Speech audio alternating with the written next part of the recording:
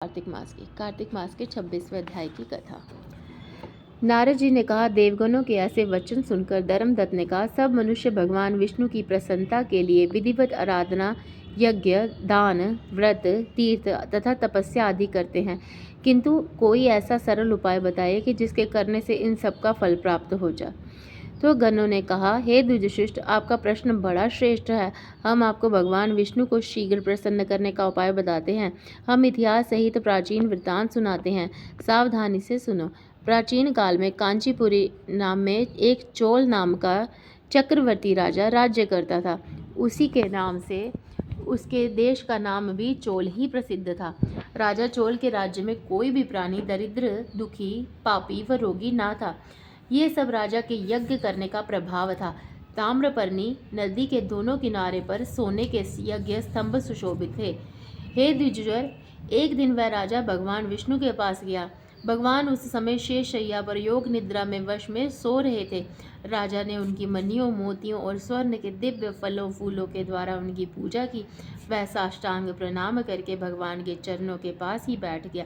थोड़ी देर के बाद राजा ने अपनी नगरी कांचीपुरी के ब्राह्मण विष्णुदास को वहां आते हुए देखा। विष्णुदास भगवान की पूजा के लिए तुलसी दल और जल लिए हुए था। विष्णुदास ने वहां आकर के भगवान को विष्णु सूक्त मंत्रों द्वारा स्नान करवा करके मंजरी तथा दलों से उनका विधि पूर्वक पूजन किया।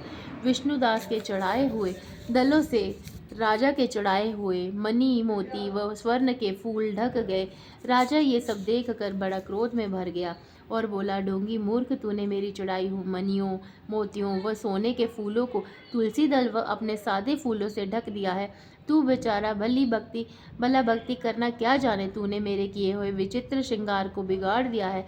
राजा की बात सुनकर के विष्णुदास को भी बड़ा क्रोध चढ़ाया और वह राजा के गौरव को तुच्छ समझकर कहने लगा, हे राजन, तुम भक्ति करना नहीं जानते हो, तुमको अपने धन का घमंड है। बताओ, आज से पहले तुमने भगवान को कितने व्रत किए हैं? और देवगण ने कहा, ब्राह्मण के ऐसे वचन सुनकर राजा ने घमंड से हंस करके कहा, हे विप्र, भगवान की भक्ति में अभिमान से यदि तू ऐसी बात कह रहा है तो मैं पूछता हूँ कि तेरे जैसा भिखमंगे ब्राह्मण में भगवान की भक्ति ही कितनी है? क्योंकि तुमने आज तक भगवान की प्रसन्नता के लिए कुछ भी नहीं किया, ना तो कोई मंदिर ही बनवाया, तो तुम भला इस प्रकार की भक्ति किया जैसी कि तुम कर रहे हो तो क्या गर्व कर सकते हो? यहाँ तक कि ब्राह्मण बैठे हैं, मेरी बात को ध्यानपूर्वक सुने। यहाँ जितने भी ब्राह्मण बैठे हैं, मेरी बात को ध्यानपूर्वक सुने और देखें कि भगवान विष्णु के दर्शन मुझे होते हैं कि उसे। इसके बाद दोनों की भक्ति के संबंध में आप लोग जान लेंगे। देवगण ने कहा, हे राजन, ऐसा कह करके राजा अपने महल में चला गया और वहां जाकर के उसने अपने पुरोहित मुद्गल को आचार्य बनाकर विष्णु यज्ञ आरंभ कर दिया।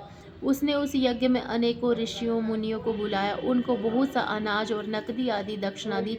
जो यज्ञ पहले ब्रह्मा जी ने गया में किया था, वह यज्ञ राजा चोल ने अपनी नगरी चोल में किया। विष्णुदास भी अपने मंदिर में ही रह करके भगवान की प्रसन्नता के लिए व्रत करने लगा। उसने माघ तथा कार्तिक मास में व्रत किए, तुलसी के वन की और एकादशी को भगवान विष्णु के 12 अक्षर मंत्र का जाप किया। वह भगवान को प्रसन्न करने के लिए गीत गाता रहा। वह नृत्य करता रहा, नित्य प्रति व्रत करता रहा, भूमि पर सोता रहा, हर समय भगवान विष्णु का स्मरण करता रहा और सब प्राणियों में समृद्धि दृष्टि से भगवान को ही देखता था। उसने भगवान को प्रसन्न करने के लिए माघ तथा कार्तिक के व्रत भी किए और उन व्रतों के नियमों का पालन भी किया और उद्यापन भी किया। और इस प्रकार राजा चोल और विष्णुदास द्वारा दोनों को आराधना करते हुए बहुत से दिन व्यतीत हो गए। जय हो कार्तिक मास की। कार्तिक मास का 26वां अध्याय समाप्त।